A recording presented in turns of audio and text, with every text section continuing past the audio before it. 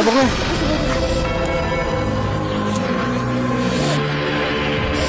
Jangan lupa Subscribe, like, comment, and share.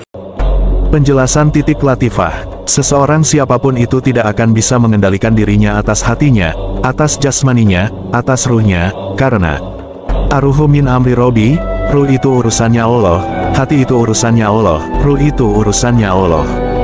Dalam diri manusia itu ada 7 latifah, sebagaimana ada pintu 7 langit. Latifah itu adalah latifah kolbi, latifah sir, latifah khofi, latifah ahfa, latifah ruh, latifah nafsi, dan latifah kulubadan. Kalau manusia itu membersihkan latifah dalam tubuhnya, maka sama saja dia membersihkan diri dari 7 kekotoran yang menjadi sebab tertolaknya amal sampai menembusi 7 langit. Dengan sendirinya kalau 7 latifahnya bersih dari sifat tercela maka sama saja dia telah membuka 7 pintu langit. Ini sebenarnya teori sangat sederhana, tapi mungkin jarang orang yang berpikir ke sana. Jika 7 latifah kita terbuka bersih dari batu dan kekotoran yang menutup sumur fadzilah, maka air fadzilah dari Allah akan memancar. Memancar tanpa harus kita mengupayakan agar air keluar, sebagaimana sumur yang telah ketemu sumbernya yang ada 7. Sumur itu akan menyembur terus tanpa kita mengupayakan agar airnya keluar. Saat pembersihan dan penggalian 7 pintu itu, dan saat pembersihan soal ruhani itu jelas bukan urusan kita, atau penyedot debu dari manapun, juga bukan urusan cleaning service manapun, tak ada pembersih atau sabun apapun yang bisa membersihkan, tak bisa itu dilakukan manusia. Kecuali oleh Allah yang bisa membolak-balikkan hati, penguasa alam ruh, alam sir dan ahfa. Maka tak ada solusi paling cerdas, melebihi solusi mendekatkan Sang Maha Membersihkan yaitu Allah. Agar ruh kita, kolbu kita dibersihkan, dan pendekatan itu dengan memperbanyak zikir mengingatnya. Sebab Allah itu beda dengan makhluk, dia tak butuh disogok atau membutuhkan makanan enak, atau diberi parsel agar kita menjadi dekat, tapi dia didekati dengan pendekatan kehambaan kita. Maunya kita menghamba, mengingatnya, dalam tidur, duduk, berdiri, menunjukkan kecintaan kita. Jadi jika satu saja latifah kita terbuka maka akan mengucur kekuatan dari Allah ke tubuh kita dari lubang latifah itu. Loh bagaimana kok bisa di dalam tubuh kita? Yanda beda dengan kita gali tanah kok tanah lantas ada airnya. Seperti matahari yang mengeluarkan energi, mengeluarkan cahaya menerangi jagat.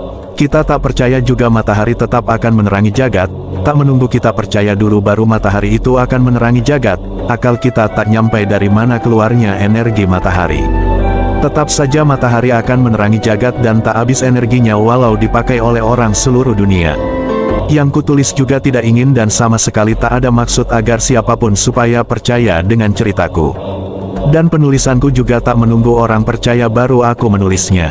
Ketika latifah itu sudah terbuka, maka dengan sendirinya jika dikonsentrasikan akan mengalir kekuatan dari Allah, dan itu bisa dites dan dibuktikan, ketika ada jin merasuk ke tubuh seseorang atau orang kerasukan, dan dipegangi banyak orang, jin itu akan mementalkan siapa saja yang memegangnya maka cukup dengan seorang yang latifahnya terbuka itu menempelkan jarinya ke orang yang kerasukan itu, maka jin di dalam tubuh orang itu akan tak punya daya, seperti ditindih sebuah gunung, padahal hanya ditempeli jari.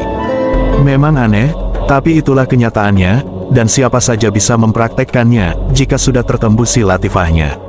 Lalu bagaimana tanda seseorang itu tertembusi latifahnya, yaitu ketika dia mengkonsentrasikan zikir pada titik latifah, maka akan merasa ada aliran dingin dari titik latifah itu mengaliri seluruh urat di tubuh, seperti layaknya bendungan yang dibuka dan airnya mengaliri parit dan sungai-sungai.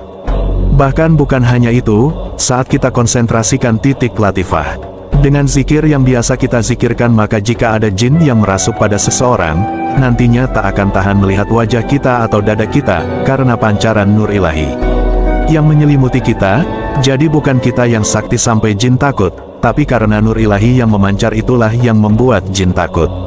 Ingat ini bisa dilakukan siapa saja, jadi jangan sekali-kali beranggapan saya hebat, murid saya juga banyak yang bisa.